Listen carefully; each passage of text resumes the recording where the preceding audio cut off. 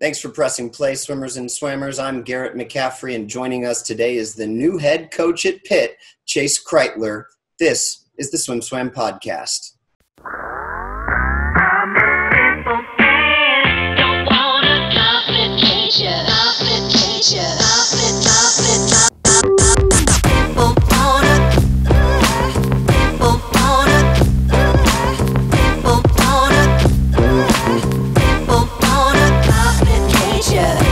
So Chase, congrats on the new job, and you kind of got two new jobs over this winter/spring, and you became a new dad as well. Let's start there with the dad role. How's it going so far? Thanks, Garrett. Thanks for having me. I'm really excited to be on the podcast. It's going well. About 2 minutes ago, right before I logged onto the call, I had JD all ready to go to bring him to the call, and he was smiling, and then he just started crying, and I was like, this isn't going to work, and just handed him back off. But it's been awesome, man. It's been a really special few months. John Daniel is my son. He turned 12 weeks yesterday. And so, for those, people that have kids, every week is something fun and something new. Probably about 4 weeks ago, he started smiling all the time. And so that's been really fun. And now this morning, he started grabbing a teddy bear, in a way that he hadn't before. And so it's just fun to see those little changes, and it's been really cool. So yeah, awesome. Definitely. I found it really cool that you got the paternity leave that you did. And a lot of coaches, maybe take the day of, or maybe a couple days around it. But I think it's a pretty strong statement, and in my opinion, a pretty awesome one for coaches to hear. How did you go about getting that paternity leave? How did that come about? Yeah, that's a great question. There's, I'd say, kind of a couple different aspects. One, just from my family's aspect, and Liz and I talking things through, it was really important for us to take as much time as possible to be together and to do, particularly that first 4 to 6 weeks where it just, everything's new. It's hard. You're not getting much sleep. I knew based on the timing of things, I was going to, potentially be gone at Pac-12s and then NC2As. And that would leave her, kind of doing that by herself. And that wasn't what I wanted to do. That wasn't how I wanted to start parenting our first kid together. And so that was kind of a priority. And initially I had kind of looked at taking maybe 3 weeks off and then coming back to coach for the month of March, and then taking some more extended time after the season. And Dave and I talked through a few options, and he was like, look, if it works for you and your family, he was like, just take the time off. He's like, it's fine. We can, and he didn't even know at the time that David Marsh was available, but it was just, he knew he had kind of an idea of the type of person he wanted to bring in. And so, yeah, it was an amazing, kind of thing, how it all came together. And it's been really cool. And I had some people reach out and, in support, and just say, hey, thanks for kind of setting the standard here. And, really, I got to give my wife a lot of credit, because she was pushing for it too. So it's such a formative time. And a lot of times dads just say, oh, there's nothing we can do in that stretch. And so for you to take that on I think it's a great message. I think it's inspiring for a lot of young or soon to be dads out there. But it can't come just easy. It had to be kind of hard to watch your team winning a national championship while you were at home, right? Yeah, it was. It was hard, not to be there, and to be, I like to get into it on deck and just and really, cheer loud and especially NC2As, right, where it's you're in it with the team that has a chance to win, and so every single swim, whether it's winning a B final or somebody sneaking into an A final, you just go nuts. And so, yeah, that was hard. But, sitting there getting to watch, Hugo win the 400 IM with JD in my arms and still cheering, it was cool. So it was one of those things where, I talked to a few people outside of the swimming world, talked to my sister, and, I've been really fortunate to have been a part of a few teams that have won before. And she was just like, Chase, what's in 20 years, what are you going to wish you would have done?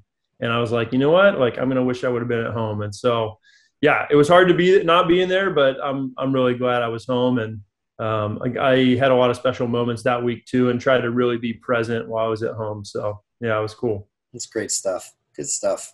So then this spring, this job became available at Pitt. What made it a job that you were interested in and ultimately a good fit for you for, I believe, your first head coaching role, right? Yeah, absolutely.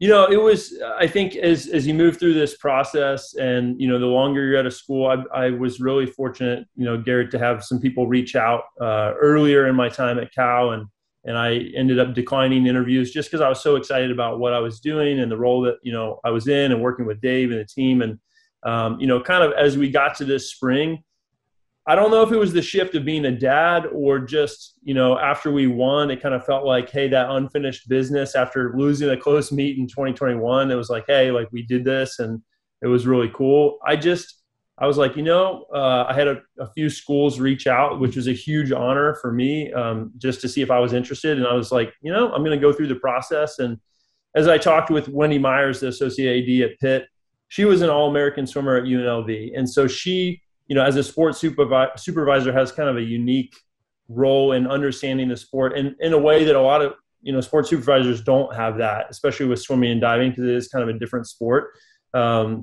So just kind of hearing her analysis of where the program was at, where they want to go. And then really what sealed the deal for me was going on the interview and meeting the people in the Pitt athletic department. And from Heather, the head AD, kind of all the way through everybody that I got to meet, and I got to meet a lot of people, there was just awesome people there. I really was like, hey, this is a great athletic department. I was surprised, just how many different types of people I got to meet that I was like, this sounds like it could be a great place to work. And really in particular with Heather, it was clear to me that she cares about swimming and diving. In a way that, to be honest with you, a lot of athletic directors, I think, football and basketball is their priority. And then with some of the Olympic sports, like it's great if they do well, but they just don't want people to get in trouble, have good grades, just have a nice time and give back, after you graduate. And Heather, wants all of those things, but she wants the student athletes to be a part of a winning program from every sport. And so that, when I was like, hey, they're towards the bottom of the ACC and I'm evaluating for myself, it's like, hey, there's support here. The program wants to be better. And so that kind of was really kind of sold me on it, where I was like, all right, if the athletic director and the associate AD are going to support the program at the level that it needs to advance at the ACC and NCAA level, like, then this is a good fit for me. So yeah, that was kind of the process. It sounds like a pretty well thought out decision. I kind of want to touch again on kind of the difference in the programs between what you've been experienced with and what you're walking into right now. But I guess that kind of still revolves around your step up into that head coaching role. And again, you've been part of amazing programs at Texas and Stanford and Cal, where they've been competing and winning national championships. So you have experience seeing, some of the best head coaches in the game. But this is your first chance to really set the tone as a head coach yourself. What's the biggest difference between the role as an assistant and a role as a head coach, at least that you're focusing on? Because I know we could talk an entire interview just about those differences. But right now, what are you trying to wrap your head around as far as first impressions and things you want to focus on being a good head coach? Yeah, that's a really good question. And it's such a different role. As an assistant, you do have the luxury of being a little bit more narrow. And depending on the role, in a bigger staff, maybe your scope of responsibilities is not limited, but it's, you maybe are working with one group and have a few, key administrative things, some recruiting. At Cal, fortunately, it's Dave and myself, and we had director of ops that rotated every year. Or excuse me, well, we did have director of ops rotate, but we also had volunteer assistants rotate. And so I actually had a pretty broad scope of responsibility, which was really helpful in preparing for this. And even just kind of having several conversations with Dave along the way, understanding, what is it like to be a head coach, and kind of taking that step back, that 30,000 foot view of, kind of all of the different buckets of like building relationships with the alumni and fundraising and recruiting and hiring a staff and mentoring a staff and then allowing people to play to their strengths. So to answer your question, I mean, the main thing I'm focused on is getting the right people in the program. And that starts with the coaching staff, the support staff. We're going to hire a director of ops. We'll probably have some volunteer assistant coaches. maybe student managers, and just finding good people that are in it for the right reasons, that have, a high level of technical expertise, and really, want to see this program build the way that I do. Because if you have a bunch of good people around that like working together, we're probably going to build a really good culture. And then that kind of plays out to recruiting too. Today was my first, official day at Pitt on the books, and I had my first recruiting call, and that's one of the things I was talking about. I was like, hey, we're looking for, number one, good people who are going to be good teammates, people that are serious about academics and getting great education, and then people that want to see how far they can take their swimming or diving respectively. So yeah, it starts with the people. Yeah. How do you tell if they're good people? What are the reasons that make them in it for the right reasons? Well, I think, I've been fortunate to be around the sport for a while. And so you watch people, right? As you're coming up on deck, you see, I think a big telling thing is how people respond when things don't go well. And we've all been next to coaches on decks when things are not going well, and you just kind of see what happens. And it doesn't mean that, we're not in a vacuum. I'm not perfect. Other people aren't perfect. But I think if you have, people that have a history of their athletes saying, hey, this person really impacted me in a great way, not just as a swimmer or a diver, but they mentored me. They cared about me as a person. They're saying that. Their athletes are saying that. Their head coach that they work for maybe is saying that, or other references. It's like you kind of start to put together a picture, of who they are. And when when I've been interviewing people, I ask people a lot, hey, what are your strengths? What are some areas for improvement? And then I try to, break the ice a little bit and be, open and honest about areas where I can improve. And so they feel a little bit more comfortable to say, hey, yeah, you don't have to know everything, but, you have to be good at a few things, really good. So. Yeah. Growth mindset. It's contagious, especially if you have it from the top down. Along those lines, you've been part of successful programs like I talked about. And sometimes when you come into a program, even if they haven't had the same success, it's not like they just say, all right, you tell us how to do it. They sometimes, can meet you with some resistance. And maybe that's the admin, maybe that's the current swimmers. But how do you set a new culture while respecting the people and things that are already in place there? Yeah, that's a great question. I think a lot of it's building relationship with the student athletes that are already part of the program. And that's a huge priority for me.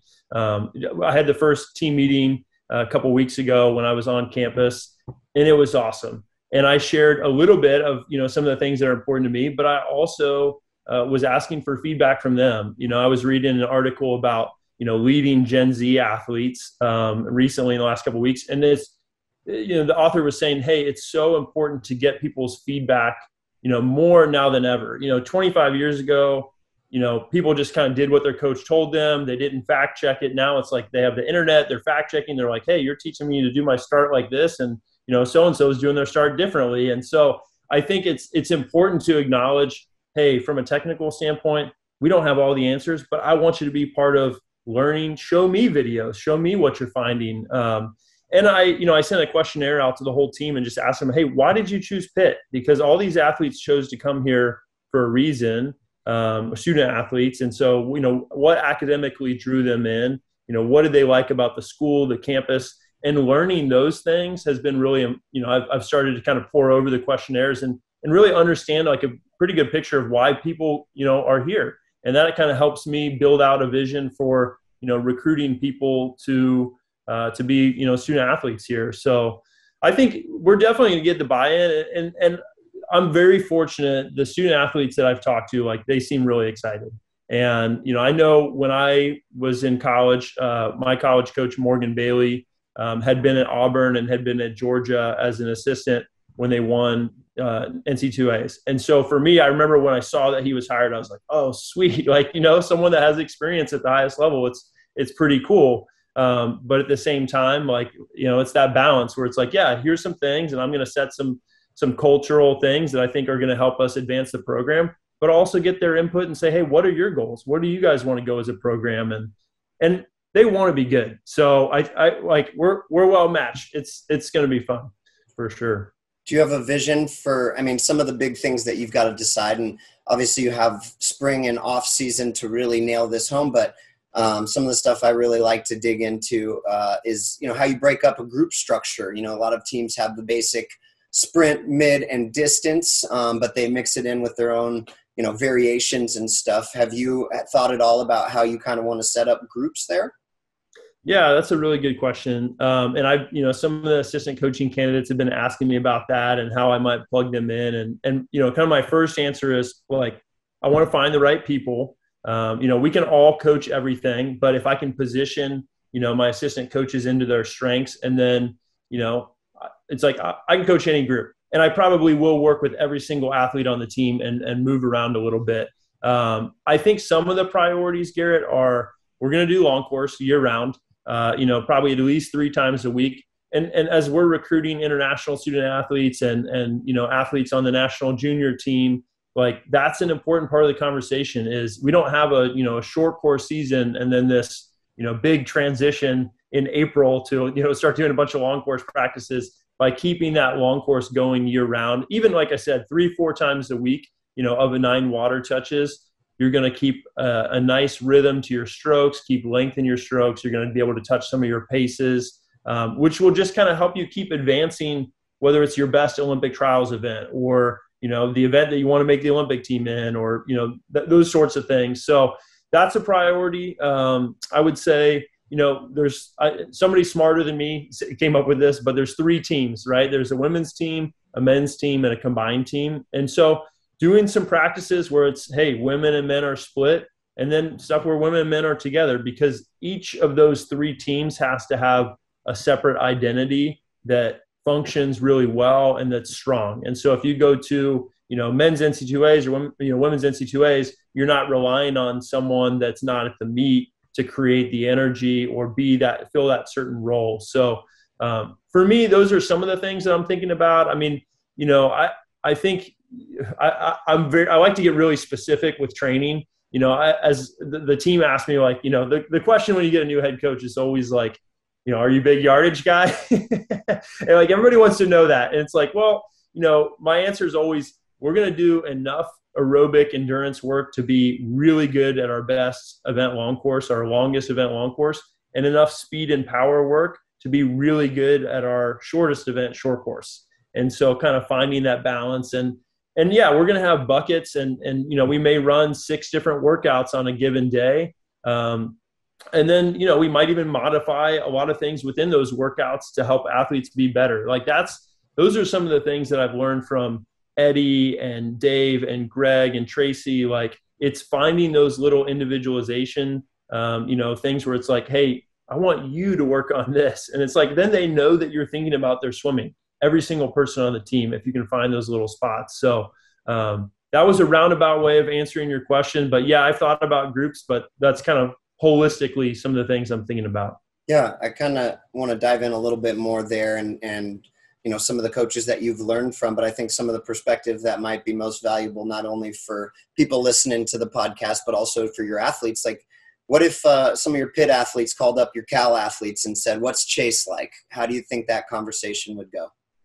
That's a good question. I think that the Cal athletes would say that I care about them, like that they all know that I really deeply care about them as people apart from their performance, and that whether things were going well in their swimming or not going well, that I was there for them.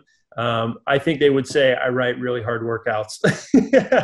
and that's the name of the game, right? Is like, every team in the NC2A is getting better every year. And so if you're not improving at a rate that's faster than other teams, you're not going to move up in your conference. And there's, to steal an Eddie Reese quote, like, this is a hard sport. Like, there's no shortcuts here. And so, I mean, while there's a lot of things that we can do from recovery and nutrition and sleep that aren't necessarily harder, some of it is just like outworking, other people that you're racing against. And I've, the commonality that I've seen with any, Olympic medalist or, Olympic team member, world championship team members, they're really hard workers, and very consistent. And so, yeah, I would say the Cal team would say I care about them and really hard workouts. Not all the time, but pretty frequently. I kind of want to dive into that a little bit more specific about hard workouts. And, if you read some books on periodization and some of the physiology books, they say that you can't go hard every day. You can't go anaerobic every day.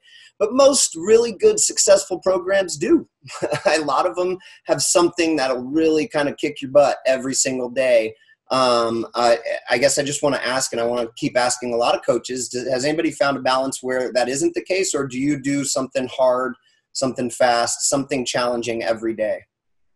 Yeah, I think that really depends on the group of athletes you're working with, because, sprinters, like if their nervous system gets too overloaded from doing aerobic work or, whatever it might be, like, for example, if you swim, a 2-hour practice before you lift, like your rate of force development is just going to be down from nervous system fatigue. So you have to pay attention to those things. Sprinters definitely need a little bit more rest. Like they got to be fresh, when they're hitting important things in the weight room, or if we're going fast in the pool, like you kind of have to tee them up to be fast, unless the goal is just to build some, work capacity a little bit earlier in the season. But particularly that second half of the season, it's like, if we're not actually going fast or touching race paces, there's probably not a lot of value in what we're doing, for the most part. Middle distance and distance, because a lot of those athletes recover really well, they can touch something, a little bit every day, where it's like, it might be a mostly aerobic day, but if you touch, 850s, 2 of each stroke for an IMer that are like, pace, and depending on how much rest is in between, that's a lot different than going, 3250s best average. And that's a lactate tolerance type set. So I think, yeah, you can go, hard, but it's also like, what energy system? Is it hard because you're going, kind of tight interval, aerobic long course work for a distance freestyler where, yeah, their heart rate's at 150 for 75 minutes and it's kind of uncomfortable? Or is it hard because you're doing, a broken 200 on pretty high rest and your body's spiked with lactate? So absolutely, you have to cycle. I mean, it's not like just hard. In fact, completely the opposite. I think you really have to pick and choose your spots of where you're going to be good. But when you are good, that's the one thing that I've kind of noticed working with a lot of these great athletes is, like, when it's time to go, like, they are really good. Seeing people, hop up and do, dive 200 IM in the middle of practice and go 146 for a male. Like that's good. That's really good. So it's like, well, if you want to be an NCAA champion, the 200 IM, like, you got to at least do that probably. So yeah. How often? Like a couple times a week they can be that good? A couple times like a month? Yeah. Like how often can you really put that kind of test to them? Because then if they go 152 when you want to be 146, sometimes that can be a psychological detriment, right? Absolutely. And I found that you can kind of see those things coming a little bit, right? Like it's really paying attention to how someone's responding to the increase in, intensity, duration, whatever the variable might be. And, if the coaching staff is meeting a lot, you're meeting with the strength coach, every week, it's like, hey, how is, so-and-so doing in the weight room? And it's like, well, maybe they had an awesome, like, single leg squat day, and then they like weren't that good on the kick set the next day. It's like, that's fine. Like, as long as they're getting better somewhere, it's like, but it's like when they stop getting better in the weight room, they stop getting better in the pool, and not just like flatline, but like start to, decrease. That's how you kind of pay attention to those things and make those adjustments. Good stuff. To answer your question, I think you can go lactate, 2 to 3 times a week. It depends on if you're doing overload, mentally too. I think it kind of depends on the athlete, but, Eddie used to like to kind of go fast on Tuesdays and Fridays, working with the Cal guys. Like, we would go something pretty darn sharp Tuesday, Thursday, and Saturday. And Saturday may be a little bit more active rest, like not, like this killer test set type workout. So, the cycle at Cal was kind of three practice cycles where it was kind of like medium, higher end aerobic or like something pretty good, and then like really intense, and then a practice off, and repeat that 3 times. And I think had good results with that. Yeah. So it's awesome stuff. I want to know, and kind of circling back to the question about how you want to be a head coach, and kind of let's start with Eddie first, and then we'll kind of go through your very impressive resume with the coaches that you've worked for. What did you learn from Eddie that you want to make sure you take forward as a head coach? Yeah, that's a good question. Well, it's coming for Tracy and for Greg and Tracy and for Dave next. So save some good stuff. Yeah, for sure. Eddie was just so good at getting people to believe that they can do something exceptional. And, the guys that have swam for him, like they kind of joke, he has this little tricep grab where he walks up next to somebody and grabs their arm and kind of walks with them down the pool deck. And, he's just like, the number of times that I just kind of watched him grab somebody's arm and just tell them like, hey, you're going to do some really special things this year. Keep doing the right stuff. Where it's just that, and coming from Eddie, like Eddie was somebody that I looked up to when I was in high school, and this is now, over 20 years ago. So it's just, the guys now that's like his resume, like the national championships is even longer. It's like, wow, like Eddie told me that was a great set or something. It's just, it means a lot because he's seen so much in the sport. So I think, from him getting people to believe that they can do something really special. And then also from a, periodization or, progressive overload standpoint, one of the things that Eddie's really good at doing is convincing and getting the team to train so hard at a level where maybe their performance in a dual meet is decreased, where, it's like he'll sacrifice winning dual meets to be great at the end of the year. And that was something I really admire because, it's hard. It's hard to go in and lose dual meets to teams that are not going to be like the 2 or 3 teams at the end of the year that you're competing against, really for a national title. And I love that. That's we all love swimming where it's like the payoff's huge because of this long-term investment.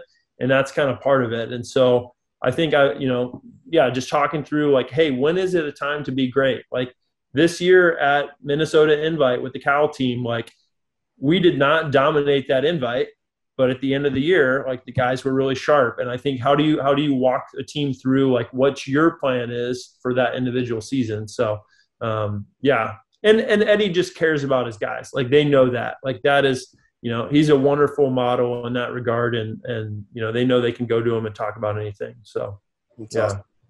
Well, your next stop was Stanford. So, Greg and Tracy, what kind of things will you take from them that you want to take forward into this role?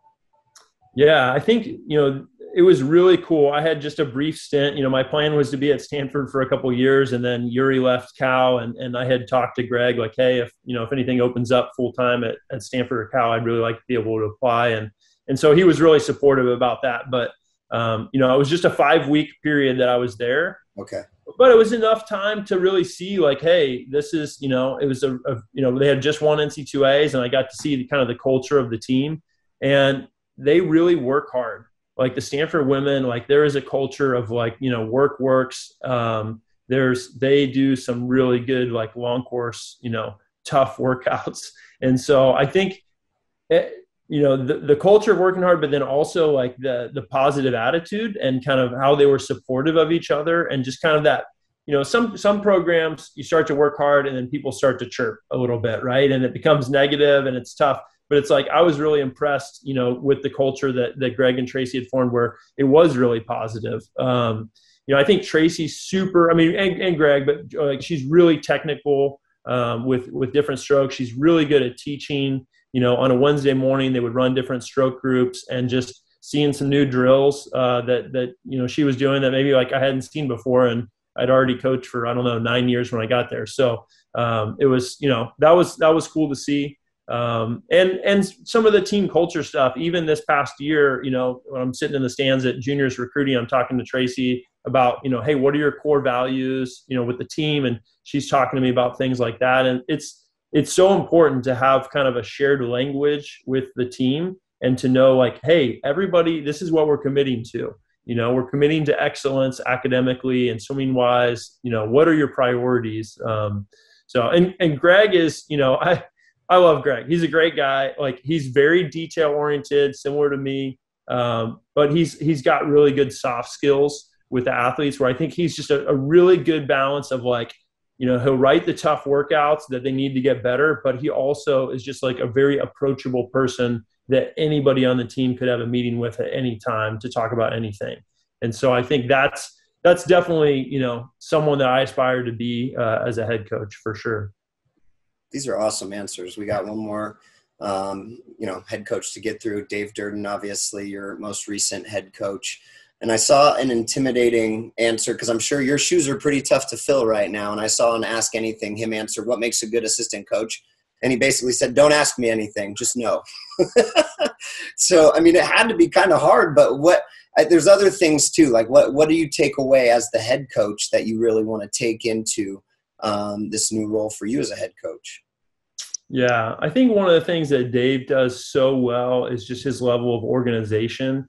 I joke that and this is just a really funny anecdote, but Eddie's office at Texas is completely clean, but he doesn't write anything down. It's all just thoughts in his head. Dave's office is less clean, but he's super detailed with what he writes down. So just that kind of, the opposites there is kind of funny to me. But in Dave's office, he has 4 one-year calendars. And so as someone, sits down in his office and he's talking to them about, being a student athlete, he just walks them through, what it looks like to be a student athlete at Cal. And I think that's definitely, Greg's done the same thing. It's that's part of the coaching tree, I think, of working for Dave. You end up having 4 one-year calendars in your office, and you talk about an Olympic cycle. You talk about, where, what the academic rhythm of the year looks like, what the swimming rhythm of the year looks like, and articulate those things. So, and Dave is so good at, and Eddie too, really in knowing when to push and knowing when to back off. When I was at Texas, a guy that I looked up to from the area I grew up in, Nate Duzing, is still down living in the Austin area. And so, I got his number. It was, asked him to come out to lunch, and it was fun for me to get to meet a guy who's a couple years older than me, who I looked up to growing up swimming in Northern Kentucky.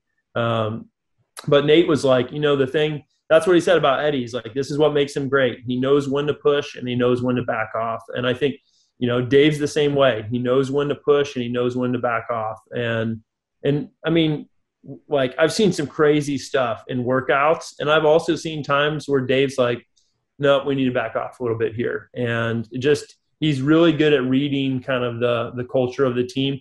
And there's sometimes when the team is, it's tough, and he's no, we're going to keep going hard. And so I think I appreciate that kind of fine balance of really knowing, what time of year, maybe it's time to keep pushing a little bit. When do you need to, pull back? When do you need to move someone into a different group just to give them, a little bit of love on their third stroke in the IM or whatever it might be. So it goes back to those individualizations. Dave, he'll write up the workout, and, if it's an IM and warm up, he'll always let the non-breaststrokers know they can use a dolphin kick for breaststroke. Not forgetting about people, everybody's name is written on the board, what lanes they're in. It's very organized. It's really cool. Yeah. All right, my last question, and obviously you have to be good to get in any of those doors, to get on deck with Eddie as an assistant coach, and at Stanford, and definitely at Cal as well. You got to be good. So I'm sure they would all say their own thing about what makes you good, but I'm going to ask you to brag on yourself a little bit. And, what kind of unique things do you bring that make you such a great coach, even at a young age?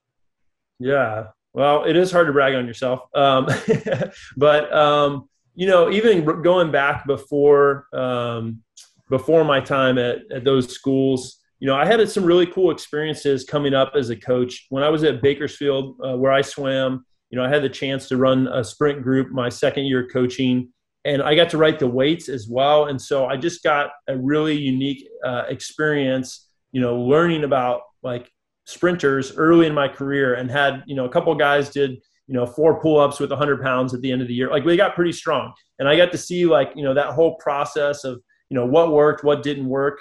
And then when I went to Eastern Michigan, I went from a single gender program at Bakersfield to a combined program, and Peter Linn had, people going fast. I mean, at a mid-major level, but had All-Americans, had people going fast, short course, long course, men, women, sprint, middle distance. It's it had it all. And so that really was a formidable experience for me, learning from Peter, because he is such a technical genius with strokes. He's just so good. And then physiologically, we would go for runs and just talk physiology. And so I think, that's probably what I bring, to the sport is like really trying to understand physiologically what each event, or as we mentioned, a combination of short course and long course plus relay events, that totality of what your profile looks like, and then kind of how throughout a week or throughout a season you need to train at different parts. Like that's the part of my brain that clicks really well. And then, something really over the last, I guess, 6 years, I've started doing a ton of underwater video work with a GoPro, and that's opened up a whole new world for me. Like I was like, man, I'm at Texas. I had a GoPro. I was like, I got to just start getting these guys, and just seeing, what separates a 145 long course 200 freestyler from people that are, 147 or even 149 and above. And I found some things. There's some things that I see in their stroke, and it's like, that's really cool to see those things and to be able to, then teach those to people that are, 154 and help them get down under 150. So those are a few things. Can you give us one of those things?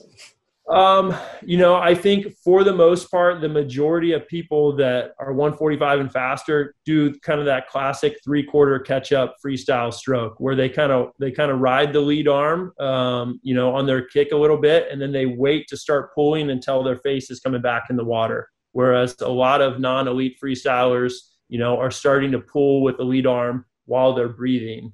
And as you rotate back, you get a little bit more pec engagement instead of just lat engagement. So you have more muscle fibers working for you on every pull. So that's awesome. Yeah. Awesome stuff from start to finish, Chase. It was a great opportunity for me to get to know you, and I think all the viewers are going to completely agree. It sounds like Pitt got a good one, and I can't wait to see what you do there. Best of luck, and thank you so much for your time. It was great time spent. I really appreciate it. Thanks so much, Garrett. It was really awesome talking with you, and looking forward to building the program. Hail to Pitt. Can't wait to watch. Thanks, Chase. Thanks.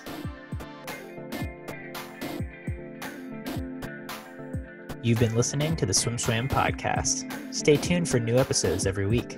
You can take SwimSwam podcast on the go by subscribing on your favorite podcast platform. Look for links in the description below, and be sure to subscribe to our YouTube channel for more videos as well.